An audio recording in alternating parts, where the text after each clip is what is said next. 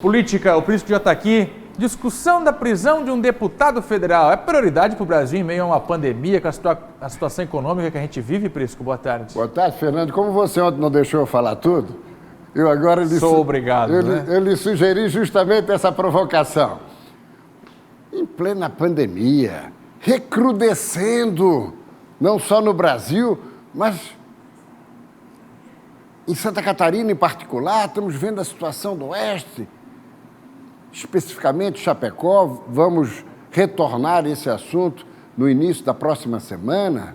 Mais do que isso, com a eleição dos novos presidentes das casas do Congresso, temos prioridades, orçamento da União, a PEC da vacinação que precisa ser votada na Câmara, a reforma administrativa que foi engavetada pelo porquinho da Índia e tantas outras matérias absolutamente prioritárias. E ficamos falando em torno da figura de Daniel Silveira, deputado federal, aí está ele, do PSL do Rio de Janeiro. Ora, isso é inaceitável, uma situação dessa. Eu falei em pandemia, em orçamento, em reforma administrativa, tem também o auxílio emergencial, que precisa ser aprovado, apesar do estouro da boiada no contexto fiscal, mas há necessidade de atender aquelas famílias que não têm como se socorrer. E aí a gente observa a ditadura do judiciário, como eu terminei ontem, botando as suas manguinhas de fora.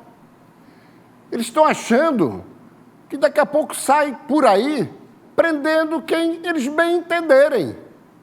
Seja parlamentar, seja empresário, seja político, seja jornalista, o que já fizeram com alguns lá em Brasília.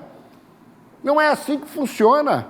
E antes de fazer o raciocínio, eu vou fazer a leitura de uma declaração do maior jurista, mais completo e talentoso jurista da atualidade no Brasil, Ives Gandra Martins, um constitucionalista da nata.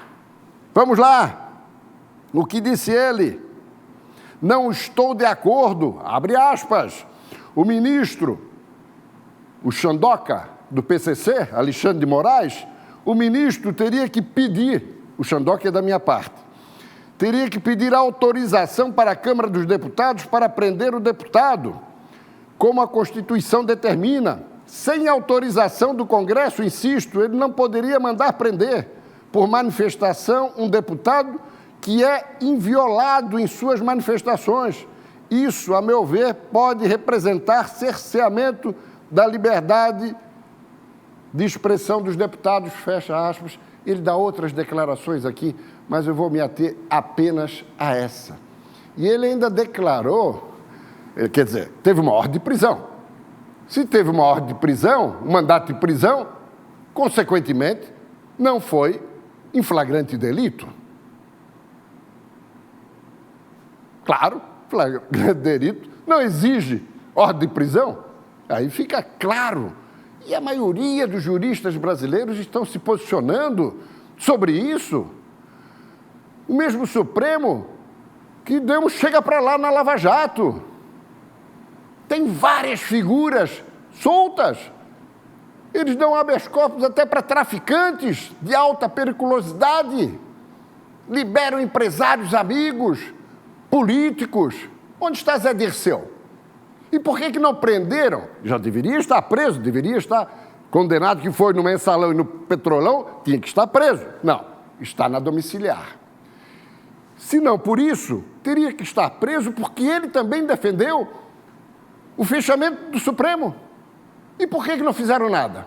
Só fizeram com o cidadão aqui, um desclassificado, um desqualificado, que deveria e poderia até ser processado pelo Supremo Tribunal Federal, que deveria ser cassado pela Câmara, mas jamais preso. Isso jamais. O presidente do Senado de nome Rodrigo Pacheco, que parece um grande quadro, um cidadão equilibrado, de bom senso, um dos maiores criminalistas brasileiros, deu uma declaração perfeita. Ele, o cidadão, ele extrapolou todos os limites da imunidade parlamentar. Mas prisão só em regime de exceção e só em casos excepcionais. E ele diverge da decisão do Supremo Tribunal Federal, que, como eu disse ontem, fechou questão.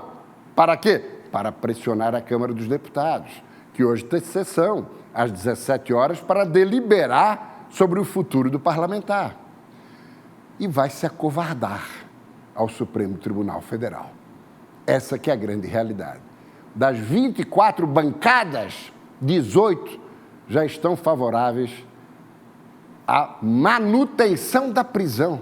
Vejam só, a relatora já deu seu parecer pela preservação da prisão. Então, infelizmente, essa é a realidade. É a ditadura do judiciário. E o cidadão aqui é um despreparado, infelizmente. Fez apologia, Fernando, do AI-5. AI-5 que acabou com o habeas corpus. Hoje necessário para ele ser liberado, porque na audiência de custódia de ontem ficou estabelecido que até a Câmara deliberar, ele continua preso.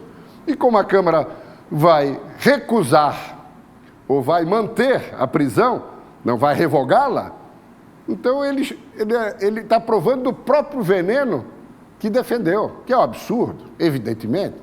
Ninguém defende a ditadura militar de 64, os militares, meu caro Fernando, mas nós não podemos também defender a ditadura do Supremo Tribunal Federal.